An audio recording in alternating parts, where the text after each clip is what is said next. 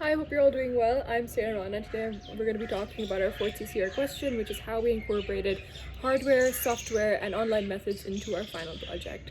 So the first part of this question, when we talk about hardware methods, we have to consider a couple of different aspects. First of all, I think in terms of hardware, the main things that we did use was our use of the camera and lighting. These two things were extremely important, I think, in terms of getting our footage and everything. Besides that, in terms of props and locations, that was kind of a little bit different in terms of developing everything, building our scenes, which a lot of it came in terms of, since I would be the one who'd have to scout our locations, I was usually the one who'd kind of provide our main props as well for like developing the scene, and then we'd work with my team partner and we'd kind of make it in terms of art direction and everything to really build up the aesthetic appeal and put little small details that would represent and give a little clue into these two characters' relationship in terms of their life.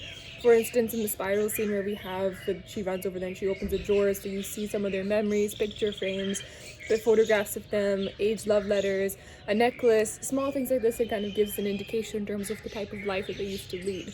So in that sense, I feel like that was kind of a different perspective of the question. So when we talk about hardware in that sense, it was mainly in that aspect of trying to develop the use of camera and lighting, right? So the first aspect, talking about cameras and how we use that. So the first thing that we did have, we had a DSLR Nikon D5600 camera, which is typically used for photography. And I think that's what was kind of holding us back in that sense, because of the photography aspect of it. It's great for that in terms of fixing composure, exposure and everything, your contrast methods and stuff like that. And the video camera, however, it's really good, but whenever you have a lot of lighting, and the best I think in terms of the video camera is whenever you have natural lighting, like a lot of natural sunlight or daylight that comes in. At nighttime, the camera quality would go down a lot, the pixels would really increase. It didn't have that same kind of HD feel we wanted it to kind of have, and we saw that that kind of came from the iPhone. So we talk about like the preliminaries. We did the first preliminary that we did have, since none of us were familiar with that camera, realized that it didn't have any charge, so we had to charge it, and we ended up using an iPhone 12 Pro and 12 Pro Max to shoot that. And then that was pretty good. For the next project, we did use it. Then afterwards, Fatma had to leave because they were unavailable for the second shoot. So I had to shoot that on an iPhone 12 Pro Max. And then we thought for the final project, we'll start using our, the Nikon camera. We did a lot of random shoots as well that we didn't really use either, but the camera, really just to get used to it in terms of the feel of it, the grip, the different settings, how to edit it, how the footage would look on a bigger screen.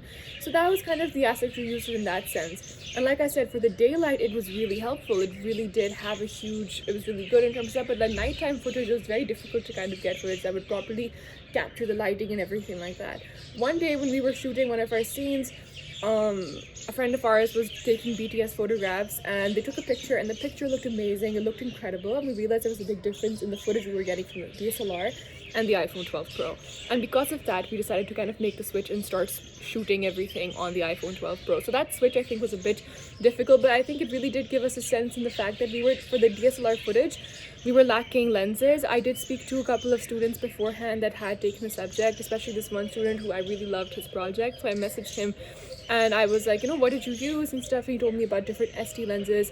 And because he didn't have the time or the budget at that moment to go and invest in these lenses, we went for a different method of, for instance, we thought to just work with the iPhone at the moment because it was doable. It was really good in terms of accessibility, viewing footage easily, transferring the footage, listening to it, using it as a mic as well. It was really great in that sense. It was pretty good. I think as an all-rounder, the iPhone 12 really worked well because you also have control in terms of the lighting, the focus that you can have like in-camera settings within the phone.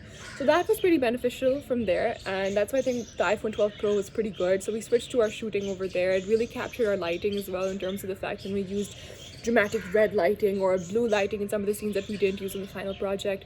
It really helped, and I think capturing how vivid those colors were and really enhancing the entire feeling of it. For instance, that last scene where we have her pull away and she holds the gun to her, herself, and then she kind of looks back to the camera.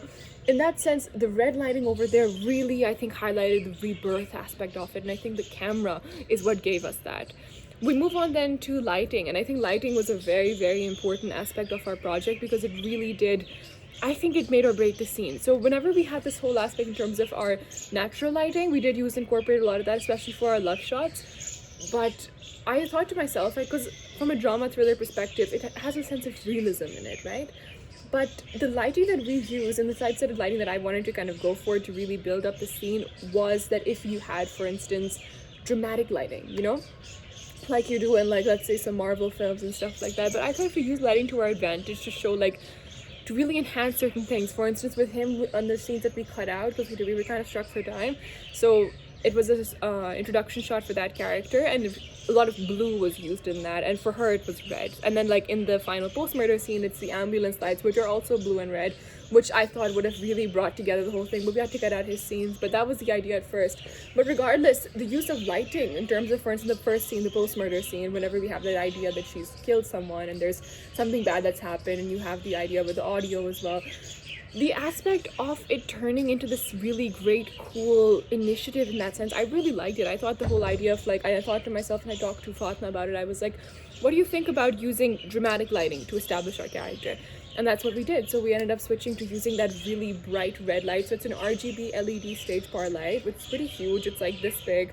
And one of our friends held it just below eye level, and he was recording me.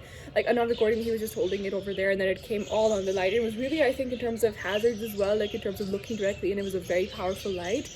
And pretty difficult in the sense that you can't really focus, but I think for that, it really, I think that made the scene. I think without that lighting, it wouldn't have had that same effect. Because at first we were shooting, as I said, like, I mentioned in the blog as well, we had a couple of different locations, and we had to shoot the scene multiple times over.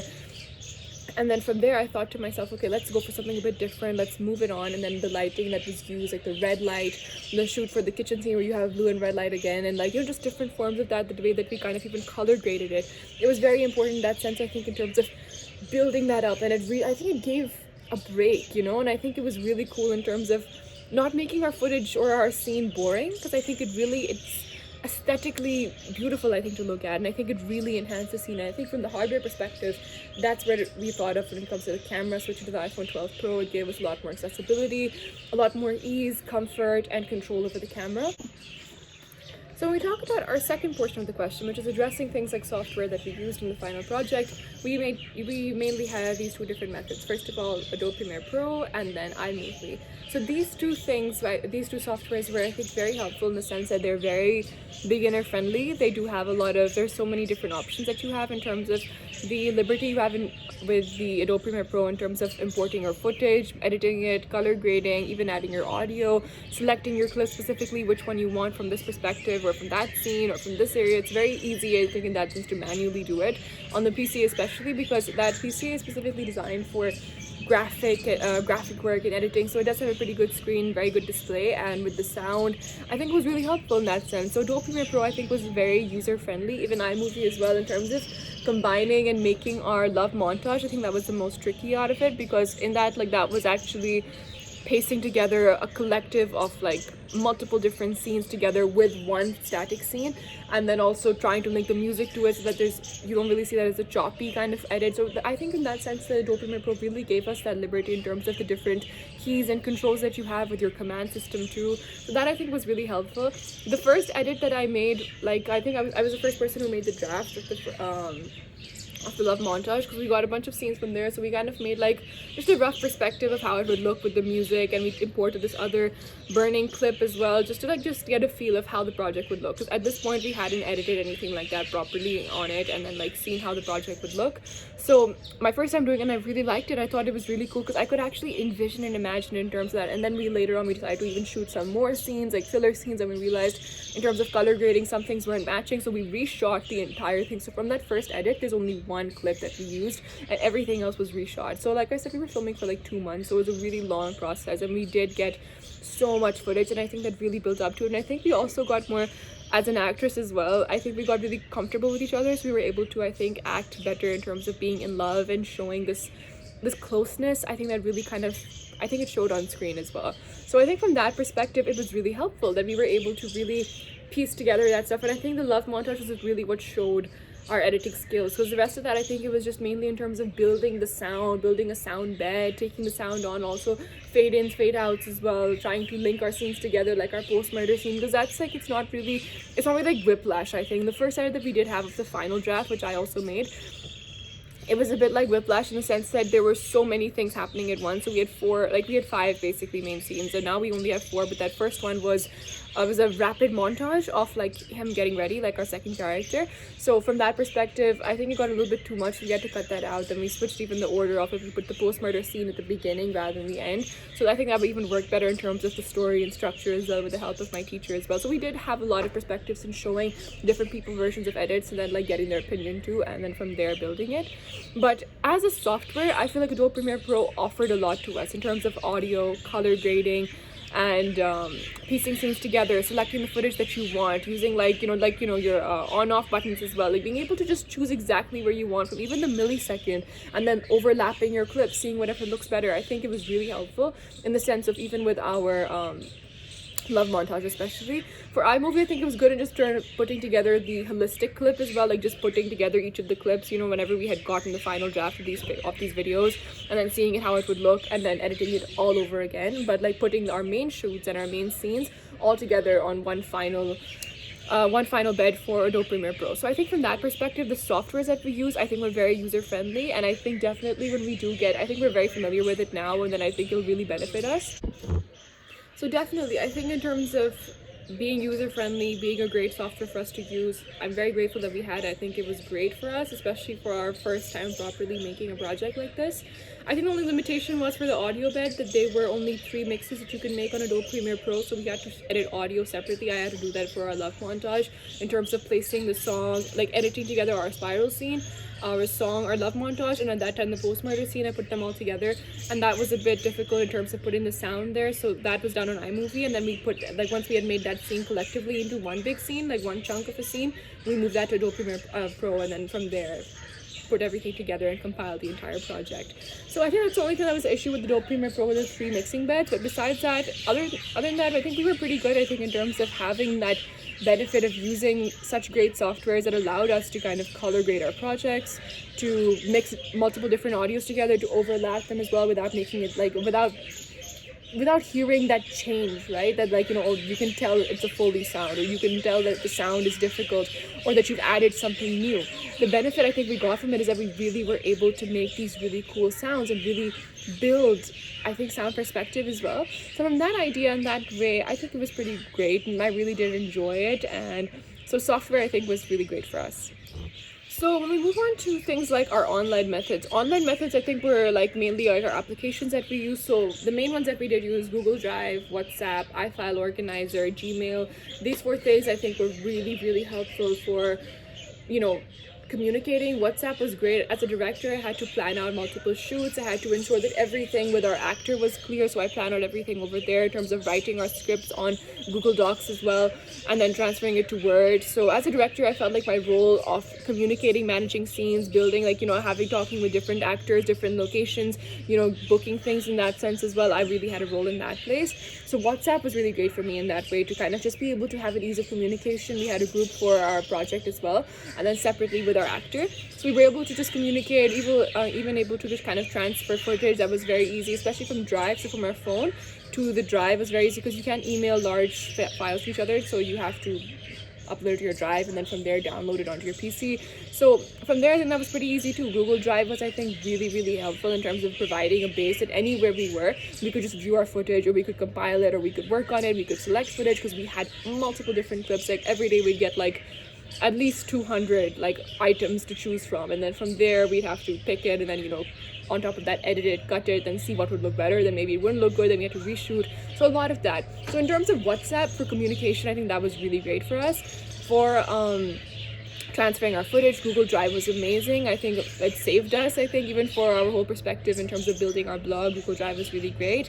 Then from there, Gmail was really good in terms of emailing each other the final scripts and stuff like that, email each other like different variations of things in terms of even helping with our blog. Gmail was pretty great.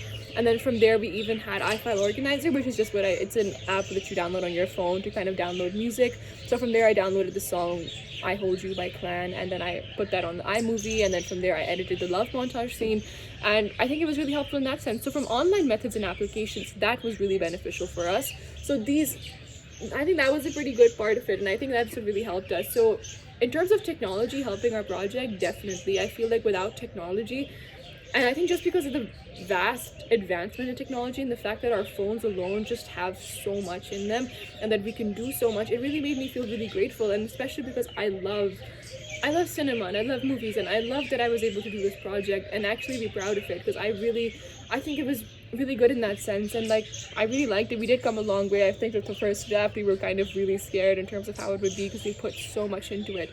But technology, I think, really helped us. It allowed us to have this ease and being able to really make something, and I think to perfect things, even if, like, when they say, oh, we'll fix it in post, like, we actually were able to do that, like, to an extent. And I think in terms of just building the scene, building everything, it was really great. So I think technology really did help us. And I hope this answers your question. Thank you.